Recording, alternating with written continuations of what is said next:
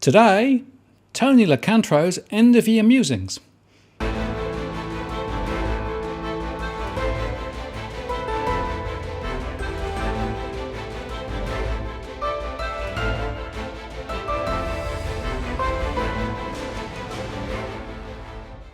Hi again, it's Martin North from Digital Finance Analytics, writing our latest post covering finance and problem news with a distinctively Australian flavour.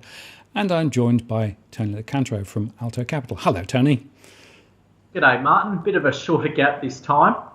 Yeah, well, the last one was quite a long gap, yeah. But here we are, heading towards the end of the year, and I guess time for some reflections and some thoughts about next year and maybe a little bit of a lighter touch tonight. Yeah, I got a bit of feedback from viewers last time that I was angry. Used the term assertive, basically saying Australia's middle class heading towards being wiped out makes me assertive, and I'm 100% in my convictions, but I promise to be more relaxed today. Yeah. Now, there were a few people who felt that it was pretty straight down the barrel, but the evidence is still quite compelling in terms of the pressures on households, the amount of debt that's in the system, the fact that incomes haven't risen, all of those factors, and yet we've got the situation where home prices may or may not be going up, but certainly the lending side of it's definitely firing a bit stronger. So there's a lot of worrying signs, and very myopic, I think, from a government perspective in terms of trying to deal with all the really significant issues that we actually face as a country. There's not a lot that we can do. And after the last interview, I had some calls for some people that up to $2 million in savings in the bank. And I stayed at the Manly Pacific recently, and I had a couple come and see me who have got $2 million, mainly in Westpac, and they're scared. And here you have a middle-aged couple that have worked hard all their lives, got $2 million, and all they're doing is stressing. And they said, well, how can you help us? How can we make money in a low interest rate environment? Yeah. And what happens if the shit hits the fan with the banks? Yeah. So anyway, that was my trip to Manly anyway. Yeah. Well, and, I get that quite a lot from people who say, there's lots of worrying signs around. And, of course, Westpac got pinged with another fine today from yet another bad piece of behaviour. So there's a bit of consistency there in terms of the major banks in particular, not doing the right thing by their customers and now being pinged. I have to say, though, the size of the penalty was very low, and I said to somebody on Twitter today, well, it's almost like the cost of doing business. It's just so small, it's hardly noticeable. But these things do add up, and it really goes to lack of confidence, I think, in our major banks at the moment. And I see that through a lot of people. But then, of course, the question is, well, if you actually steer away from them, where do you go? Because, there are a few other players, smaller players, credit unions, building societies, who I personally think are actually worth looking at because a lot of their products are better than the big guys. They've got a more focused view in terms of customer outcomes and less driven by profit. But beyond that, it gets pretty tricky. Definitely. And I had a conference call with another couple who one of them spends his life working out where he's got $250,000 in each account. So I actually found the Macquarie Bank, which was quite a relief. So they put another $500,000 into them. So it's just ridiculous. And you look at the economic figures, and they are truly shithouse. And even Stephen Koukoulas admits that, yet he's advocating there's no wrong time to buy a house. Well, Martin, I call bullshit to that. Because if you were around in 1880 and you bought a property in Melbourne at the Great Land Boom, it took you 70 years in real prices to get your money back. Yep. And that spike was caused by the end of World War II, when men came home and looked to build families and houses. So the real growth of the house should be anemic, and wages have gone nowhere. They're probably going lower, but it's all debt. It's just this debt tsunami. And it just leads Australians into this false belief that property goes up forever. But we're completely rooted. Well, it's interesting. There was a BIS report that came out quite recently making some international comparisons, right? And we win the prize for the most leveraged households from a debt servicing ratio in the world. There's nobody else who's above us, right? And we're number 2 on debt to GDP after Switzerland. Well, there's some unique things about Switzerland. So yeah, we have an extremely a large debt burden relative to our population. And the other thing that's coming through my surveys now, which is quite interesting, that there was a little bit of a wobble about 2 or 3 months ago when people started to say, well, maybe I will think about transacting, either the end of this year or into next year. But I've noticed in the last 3, 4, 5 weeks, that intention to transact is now decaying again, right? And when you actually ask the question, so, what's changed? It's essentially now people feeling less comfortable with the broader economic outcomes and settings that they're seeing. They're more concerned about the political management of the country, and they're also not convinced that property prices are going to go up necessarily. So, it's not a lay down misere to go transact. Now, that's really interesting, because if that's true, then this was a bit of a bull's rush and it's going to disappear, and therefore we're going to go down next year rather than up next year. So I think people need to be really, really cautious. Now, I've said quite a few times, look, if you're a property purchaser looking for somewhere to live and you can take the risk that property values could fall, and they could fall quite significantly, right? But if you think of property as somewhere to live and it's, shelter and those sorts of things, then, maybe do something. But if you are really thinking about it as an investment set, it doesn't pass muster as far as I can see. No, definitely not. And I've actually come back to Twitter. I was getting sent tweets from certain economists who I won't name. They were having a laugh at my expense, and it was especially after I put out my stock market predictions. Right.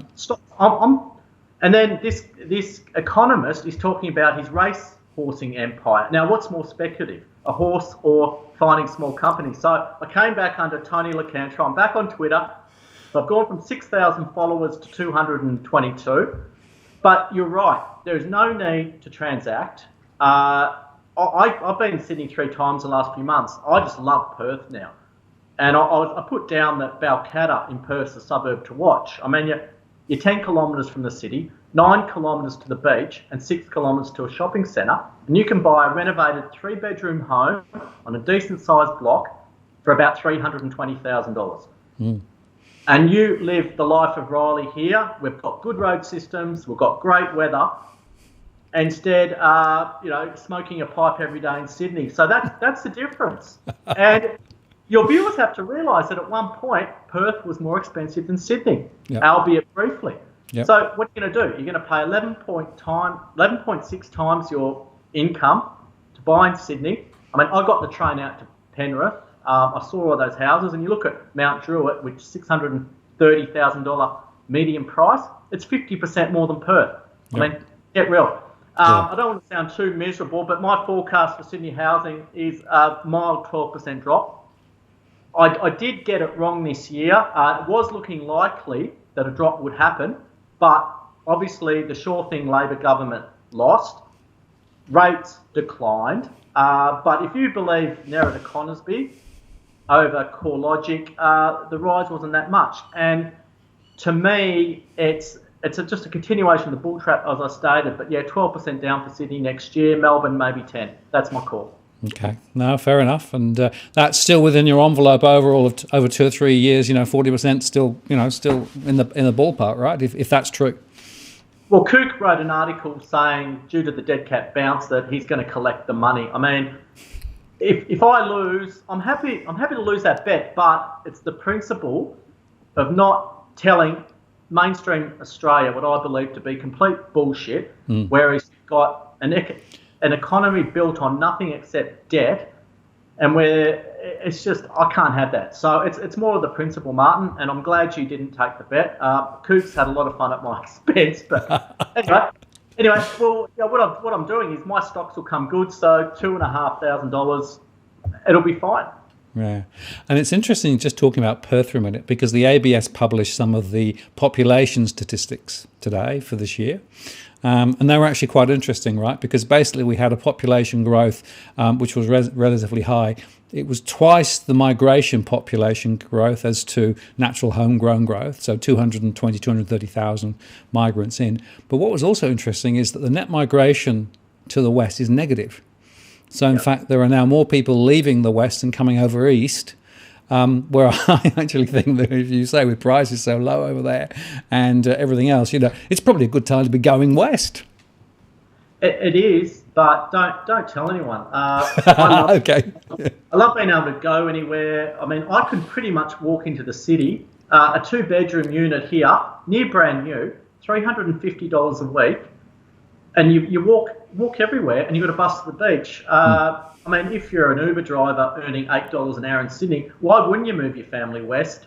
Or a family of people that work in McDonald's, transfer. I mean, life's too short to be a debt slave 60 kilometres from the CBD, in my opinion. Yeah, well, it's interesting. There's a lot of people, certainly in my surveys, who are out in those outer lying suburbs of Sydney and Melbourne, who are now finding that the economics of commuting, the economics of trying to maintain the lifestyle, just aren't working anymore, simply because incomes have not grown in real terms for a good number of years now. Cost of living is still rising. Even things like the toll costs are rising when you drive around the place. They're not insubstantial now. So put it all together and the economics just don't work. So that's one of the reasons why properties on the outer suburban fringe of Sydney and Melbourne are actually not looking anything like positive, right? There's still a lot of evidence that I'm seeing that prices over in those areas are still falling. And I think they will continue to fall because the economic proposition just doesn't make any sense. No, and I think you've got your tolls, which we don't have here. We only have pokies at the casino. And we have a Labor government here, but we actually like them. They seem to be doing a good job, and they're building the airport train. But my argument is, if you're commuting 3 hours in Sydney, I hope that you're listening to some decent podcasts. Get yourself educated instead of listening to Kyle and Jackie O, which is utter rubbish. But anyway, I shouldn't say that. But the guy's not funny. Well, indeed, and just in terms of your thoughts with regard to the stock market, right? Because essentially we've got pretty high prices in Australia. We've got massively high prices in the US. Do you think those are sustainable, or do you think we're in for a bit of a bath there as well? Well, I look at our index, which is mainly financials and the large resource companies, and I wouldn't go anywhere near the banks. The banks have been sells for about 4 years. Admittedly, Westpac, when I put a sell on it originally, was about $35. It's now in the 20s. I think the US market is massively overvalued. I think what I want to see it do is go sideways to lower for a year. But then, you've got people predicting the Dow. The Dow's the most poorly put together index I've ever seen. I actually wrote a paper on it years ago. But I just think the ASX 200, 300, it's going to be companies outside the banks. I think the stock market's always a good place for a stock picker. The gold sector has been where it's at. I mean, I said switch out of banks into gold in late 2014. And people looked at me and said, well, you're crazy, because I actually thought about it. But I think that what I'm seeing is, from my interview and talking to people, they're all buying gold because it's going to maintain its purchasing power. And if our dollar drops against the US, there's some upside as well. So I think what you're seeing is a lot of people that have worked hard, got millions of dollars, aren't living their lives. They're just panicking. So I treat the stock market as a mechanism to buy a good company.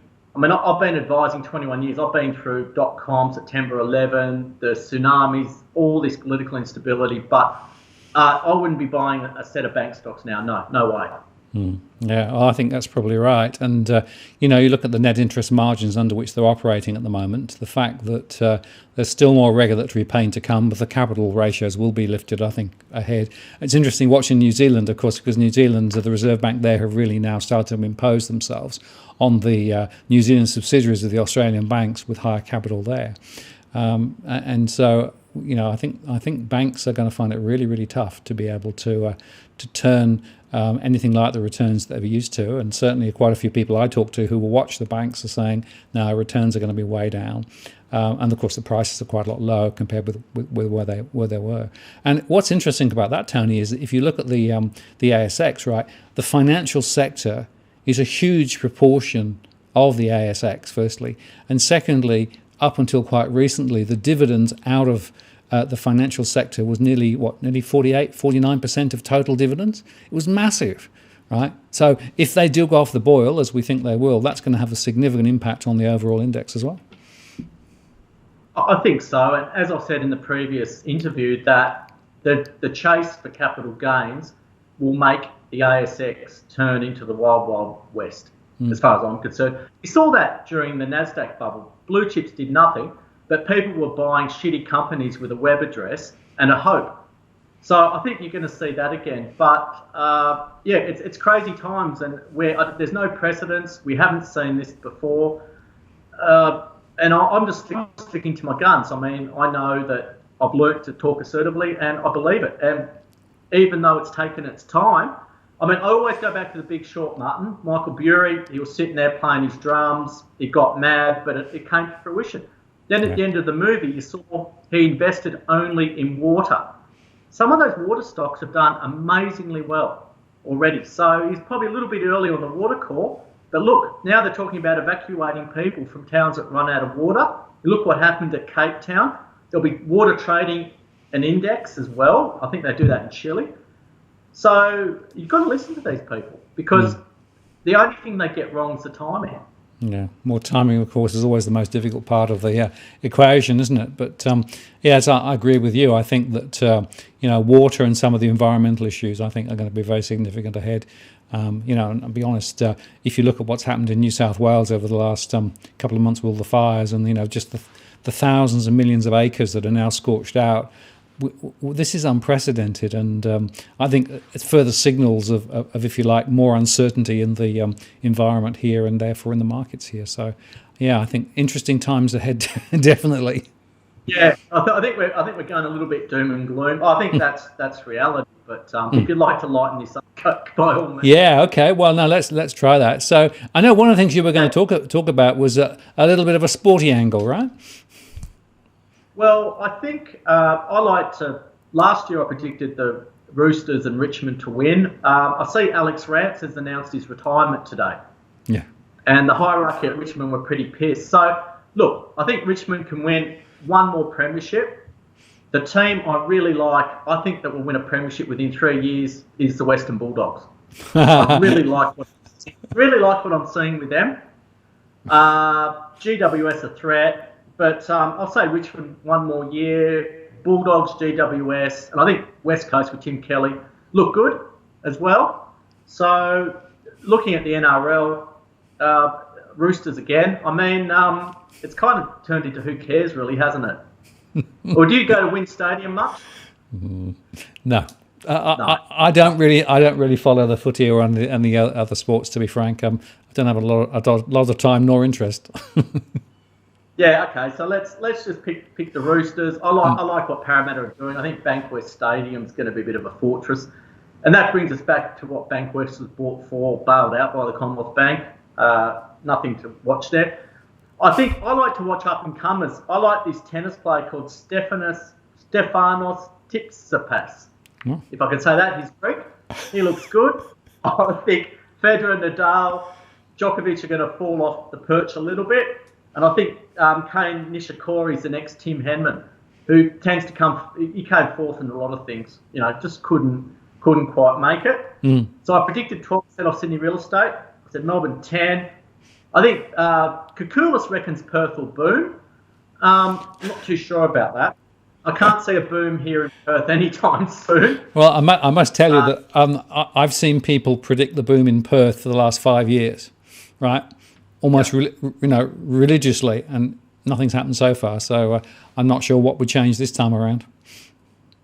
Well, I think net migration will mean that there's less people to buy more houses. Shouldn't that mean the prices go up? No, I'm just having a look there. Hang on a moment. There are people leaving, so therefore there's going to be more. Yeah. No, I think it means prices go down. But isn't that the core logic way? No, sorry. But I think, what was it? I lost my train of thought. On Twitter, I've been noticing Cookie Boy has been keeping an eye on the Sydney listings. They're dropping by the day. Yes, they are. So what's happening? I think people are actually putting their house up. They're getting a stylist. They're using the Hampton styling, and they haven't got a buyer in sight, and they're pulling it. I think the agents are telling them to take it off the market. There's no way known to man these people are hoping to get high prices, because they ain't going to come. Mm-hmm. So I know that it's happening here in Perth. If you can't sell your house, you're not going to leave it stale on the market for months. And you don't want an agent in outer Western Sydney to say, look, Mrs. Smith, we're going for $1 million. I think you'll get 9, and then it doesn't sell at 9, and then the house down the street sells at 8, and suddenly you have your 20% correction. As I said, I think it's a real fragile piece, this housing market, and there's no foundations whatsoever. So I just can't get bullish about it. As I said before, Perth, probably 5 to 10% down. But what I'm noticing is, Martin, I look around the cafe strips and in the city a lot, and there's shops going under left, right, and centre. Yep. So I don't know what you're going to do with the gaps. I was in Liverpool in the UK, and in some of those empty shops, they stuck ping pong tables. Maybe we can have mini golf, ping pong table, maybe a Space Invaders machine. But what's going to happen to the gaps? It just looks horrific, and a lack of crowds is it snowballs, doesn't it? Well, that's right. I don't know whether you saw, I did a post with Joe Walker quite recently, going around Wollongong, right, which is quite close to me, right? And we basically were amazed at the number of vacant shops in the main strip there, right? Never seen it as bad before. And I had people all over the place, up from Queensland, from Victoria, and other states too, all saying, we're seeing the same here, right? So I think this depressed retail sector is actually a pretty important canary in the coal mine in terms of what's showing in terms of the economic lack of activity. And of course we know that the consumers aren't spending that much. So I think that's it really is quite concerning. It's probably as bad as I've seen it, and I've been around a bit, but it seems to be so widespread. Yeah, I just get down to the Perth CBD, and I was in David Jones, and there was more staff than people shopping. I think David Jones, when they had the South African takeover, I think they're in a lot of strife, to be honest. I think they'll start closing stores. Myer wasn't much better. The days of buying a couple of blenders and tons of fruit and making money are over. I mean, thinking you can open a cafe, thinking you're the next Boost Juice, they're over. And that's speculation. I mean, I see a restaurant in Leederville. Every time someone tries a restaurant there, it goes broke. I've seen about 3 or 4. Now someone's trying a new business and it's a bad location. Chances are they'll go broke.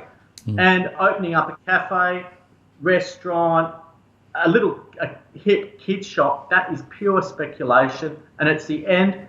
People don't want to spend money on fancy stuff. They want to buy rubbish. So that's a surefire sign. And if I don't know what Norton Street Leichhardt's like now, but our cafe strips are struggling. Interesting. Well, Tony, as we come to the end of our chat, what's your New Year resolution going to be?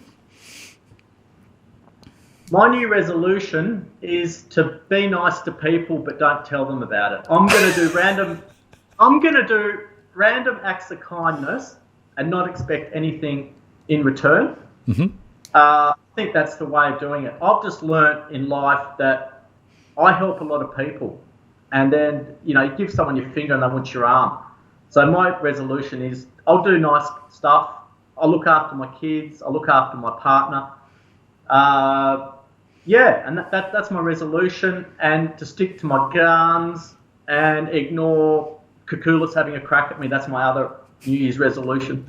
I think that's a really good one too. Tony, I really enjoyed chatting with you. Thanks for that. And I hope you have a good break over the Christmas New Year period. And we'll touch base again early next year and see how things pan out from there. Okay, final message to your viewers, subscribers, all 30,000 of them. When in doubt, get the hell out. I think that's really good advice. Tony, good to talk to you. Okay, thanks, Martin. Cheers.